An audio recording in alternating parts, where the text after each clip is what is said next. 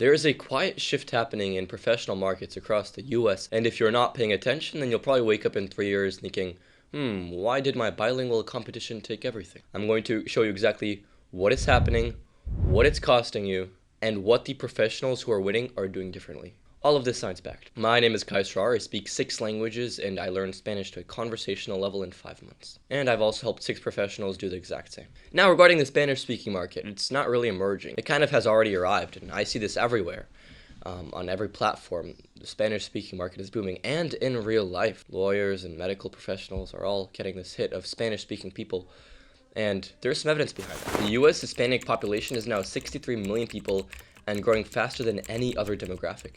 Hispanic-owned businesses grew by 34% in the last decade, 3 times the national average. This isn't a trend, it's just what's going on right now and how the economical situation of the country is.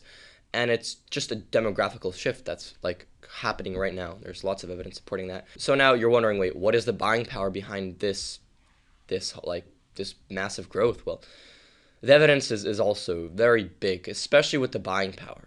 So yeah, the evidence is that the Hispanic buying power already reached $4 trillion in the US alone. And according to the Helig Economical Center, that's more than most GDPs of most countries, which is huge.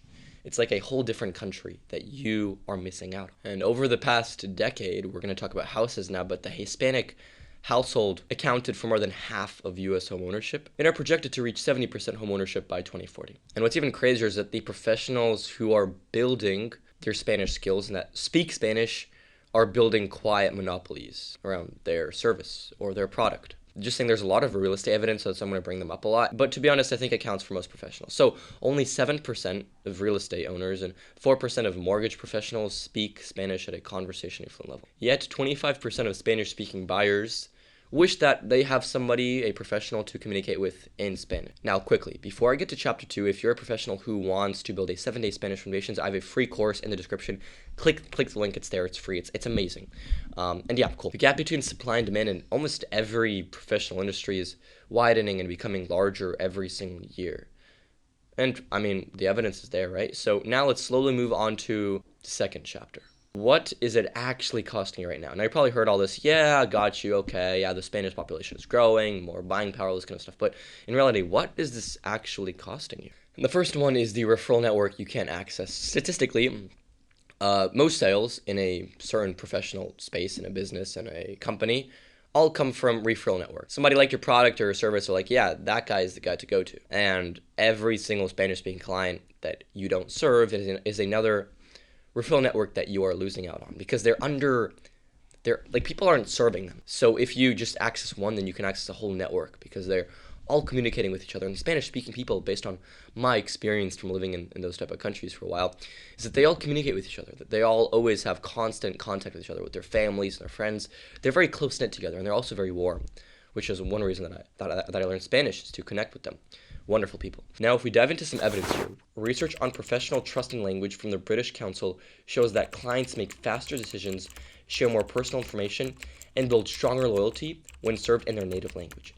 Spanish-speaking referral networks in law, medicine, real estate, and finance operate almost entirely in Spanish. If you can't participate or be active in the network, then you're pretty much invisible to it. Regardless of how good you are, what qualification you have, what experience you have, it's just the truth. Now, the revenue gap is pretty large and measurable. A bilingual real estate in Hispanic states, or even in the US, don't just serve more clients, they access a buying pool that most monolingual buyers can't access. The average US home sale commission is like 9 to 15K, and even just 5 more real estate deals with Spanish-speaking clients.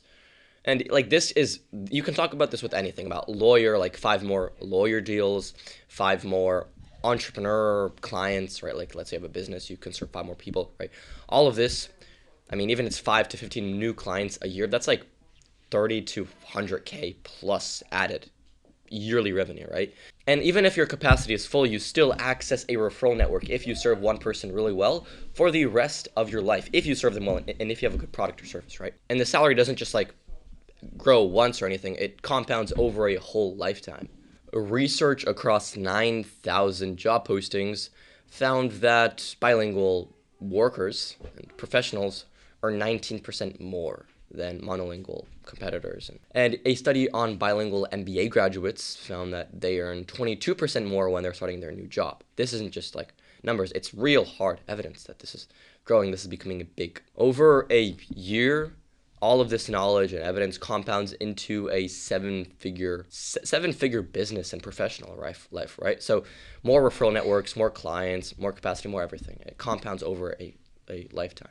So it's costing you money, clients, a referral network, and a lot more, especially if you're living in the USA. Now, all of this is happening all over the world, but like the biggest growth is usually in the USA. I mean, now if you're wondering, wait, what do I do now? How do I win in this market? Well, that's what chapter 3 is for, what the professionals are doing differently. Now, the first thing that they did was they stopped treating Spanish as a hobby and started treating it as an investment into themselves. So they started spending time, carving out time in their day to learn Spanish, and overall just finding time where they can where they can work on their Spanish, right? So not as a hobby, but as something that's part of their daily life and building it into their life and not making it like a chore. Now, research from Deloitte's 2017 Organizational Success Report concluded that scalable learning, not scalable efficiency, is what drives long-term company growth. The professionals that are gaining market share in Spanish-speaking markets aren't the ones that are the qualified, the coolest, the most knowledgeable. It's usually the ones that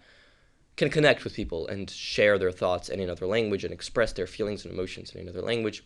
And being able to understand another Spanish-speaking person is big. So now the second trick that most Spanish-speaking professionals that are bilingual are doing is that they're carving out time for their day for passive and active work. So passive learning is when you're listening to a podcast, listening to a YouTube video that you comprehend and understand at a 70 to 80% level. And the goal here is not to mass cram your practice, like 2 hours a week in like one sitting, but to slowly distribute your practice across your working day. You go to the gym in the morning, boom, do some practice.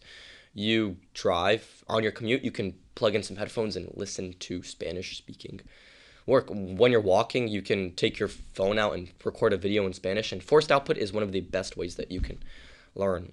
Research on distributed practice from cognitive science shows that multiple short daily sessions produce stronger retention than one long weekly session. Now, even like 45 to 60 minutes of Spanish like absorption a day is like 300 hours a year, which is great, which is like decent.